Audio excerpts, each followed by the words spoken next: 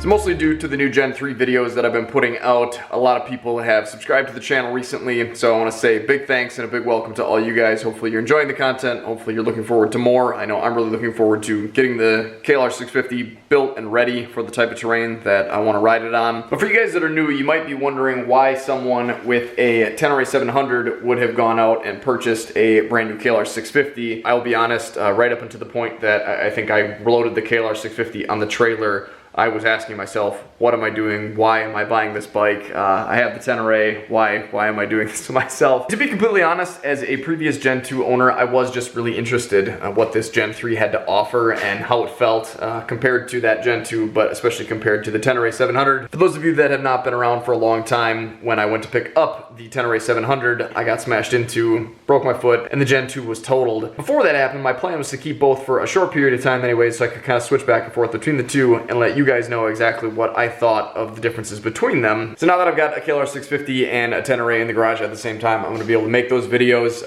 And like I said, I really was just interested in this bike, specifically the Gen 3. However, I do have ulterior motives for buying this bike and for owning both at the same time. And I guess if you haven't guessed that already, I'm not going to sell either of them, at least not yet. Eventually, I do plan on replacing probably both of them with something else. Not going to get rid of the TW though. TW's staying. Now at this point you might be thinking I'm some sort of insane fanatic that has a bunch of money in the bank and just loves spending it on brand new motorcycles.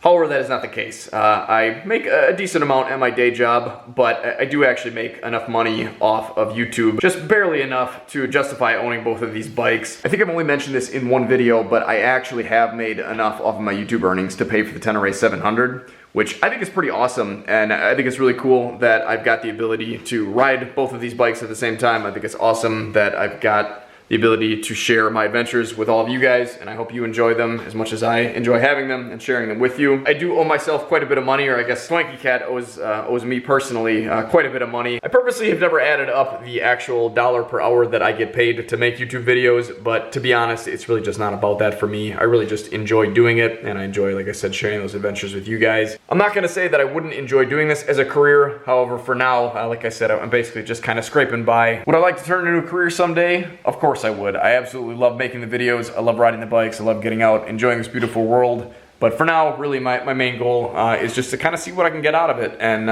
if all that ever entails is being able to own the brand new motorcycles that I do, even if they are on kind of the cheaper end of the spectrum, that is totally fine with me. I really, like I said, enjoy doing this. And I think this is a cool opportunity for me. Hopefully it's a good opportunity for you guys to kind of see these bikes head to head. Really looking forward to making more videos on them. I've had a lot of people asking what my kind of initial thoughts are comparing the two, and to be honest, of course, the Tenere 700 is really kind of a hard bike to compete with. I mean, this thing has got almost twice the horsepower of the KLR 650. We're looking at a, what, 73 to 40 split. The sound that comes out of this motor is like nothing I've ever heard before. It really is a very enjoyable bike to ride and to listen to. To be honest, there really just is something about the simplicity of the single cylinder thump that the KLR provides.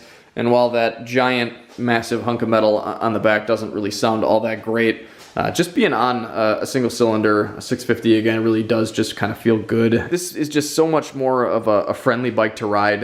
You feel a bit closer to the ground. I think partially that's just due to the seat being a little bit thinner, but it's also just, I don't know, it seems a lot lighter, and I think really that's just because most of your fuel is down here, where on the Tenere 700, all of your fuel, which maybe isn't near as much as the KLR, but it's all from here up. So that just gives you a lot higher center of gravity.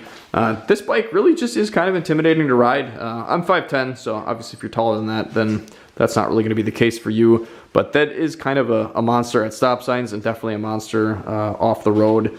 But as long as you keep both of them moving, then they really don't feel too much different. Honestly, the KLR handles darn good. The Tenere 700, I think the suspension is superior. I do have a little bit of tweaking to do on the rear of the KLR yet to see what I can get out of that, but as far as I've found so far, the front is too soft, and I've bottomed that quite a few times, where the Tenere 700 I have, but it's only kind of been on some kind of stupid situations and not something that you would want to tune a bike for. So as far as my favorite goes now, I think I'm just going to kind of hold my tongue on that. I really am enjoying riding both of them, and I think it's really cool that I had the opportunity to do that. So I want to thank all of you guys that have supported me over the years. I want to thank all of you guys that just started to watch the channel and have started to support me And I want to say an extra special thank you to my patrons out there. We've got a couple new guys in the group, and I really want to say a huge thanks to you guys.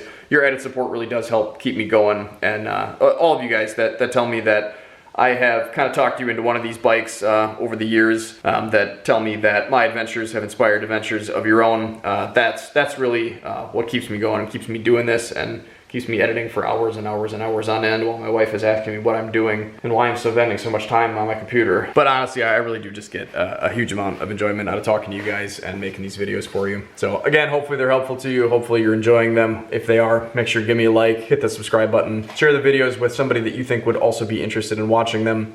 And if you are interested in becoming a patron, you can join for as little as $1 a month. Absolutely no pressure, but a huge thank you to those of you who have signed on to be a patron. If you're not yet subscribed and you want to see more videos on any of these 3 bikes in the garage, and winter's coming up, so eventually we'll be riding that guy. Hopefully not too soon. I'm really hoping to get out and get some more miles and some more dirt put on all 3 of these machines back here. So if you want to see those videos, make sure you hit that subscribe button, click the bell after you're subscribed, so it lets you know anytime that I put a video out. If you can get out and enjoy this beautiful world that we live in, make sure you do that today. But if you can't, check out some more videos over here.